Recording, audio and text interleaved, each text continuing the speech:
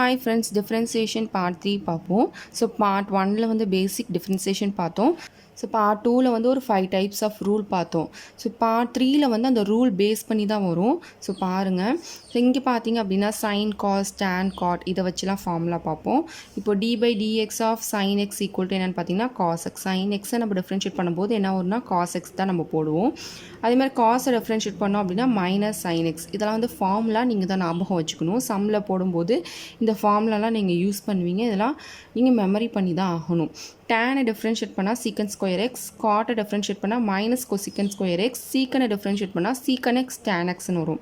கொசிக்கனை differentiate பண்ணால் minus cosecant x cot எக்ஸ்னு வரும். இதெல்லாம் பேசிக்கான ஃபார்முலாஸ். ஓகேவா? ஸோ இப்போது நான் சிம்பிளாக ஒன்று எடுக்கிறேன், sin 2x. ஸோ இதை நம்ம டிஃப்ரென்ஷியேட் பண்ணணும். ஸோ டிஃப்ரென்ஷியேட் பண்ணால் என்ன வரும்னு பாருங்கள். sin 2xை டிஃப்ரென்ஷியேட் பண்ணால் என்ன வரும்? எக்ஸுக்கு பதில் இங்கே 2xன்னு இருக்குது. ஓகேவா? தான். ஸோ sin 2xை டிஃப்ரென்ஷியேட் பண்ண போகிறோம். ஸோ sin 2xை டிஃப்ரென்ஷியேட் பண்ணால் cos 2xன்னு வரும். அகெயின் இந்த இன்னராக பாருங்கள், உள்ளார இருக்கிறத பாருங்கள், 2xன்னு இருக்குது. 2xை டிஃப்ரென்ஷியேட் பண்ணால் 2.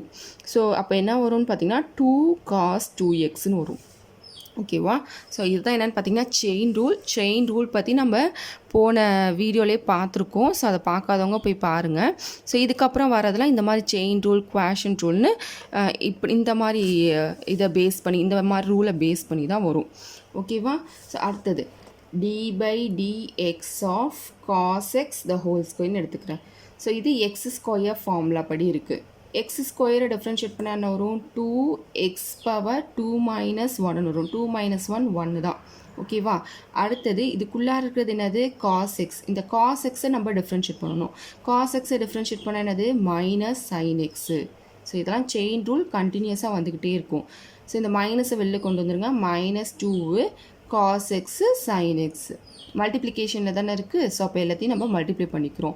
2 minus 1. So minus 2 cos x sin x. ஓகேவா? டேனுக்கு பார்த்தீங்க அப்படின்னா நான் டேனு 3xன்னு எடுத்துக்கிறேன்னு வச்சுக்கோங்க. ஸோ tan 3xை டிஃப்ரென்ஷியேட் பண்ணுங்கள். tan xை டிஃப்ரென்ஷியேட் பண்ண என்னது? சீக்கன் எக்ஸுக்கு போல் இங்கே 3 இருக்கனால 3x. அடுத்தது என்ன பண்ணணும்? இந்த 3xை டிஃப்ரென்ஷியேட் பண்ணணும். 3xை டிஃப்ரென்ஷியேட் பண்ணால் 3. ஸோ அப்போ 3 சீக்கன் ஸ்கொயர் 3xன்னு வரும். ஓகேவா? ஸோ இந்த மாதிரி ஒவ்வொன்றுத்துக்கும் வரும். இது நல்லா புரியுதா உங்களுக்கு? ஸோ அடுத்தது பார்ட் 4ல் இன்னும் அட்வான்ஸாக பார்ப்போம். அட்வான்ஸானா என்னென்னு பார்த்தீங்கன்னா இன்வர்ஸ் வச்சு பார்ப்போம். ஸோ இப்போ இது வந்து நார்மலாக இருக்கா? ஸோ இதுக்கப்புறம் பார்த்தீங்க அப்படின்னா எதை வச்சு பார்ப்போம்னா சைன் இன்வர்ஸ் ஃபார்முலா வச்சு பார்ப்போம். ஓகேவா? ஸோ ஒவ்வொன்றுத்துக்கும் தனித்தனியாக ஃபார்முலா இருக்குது.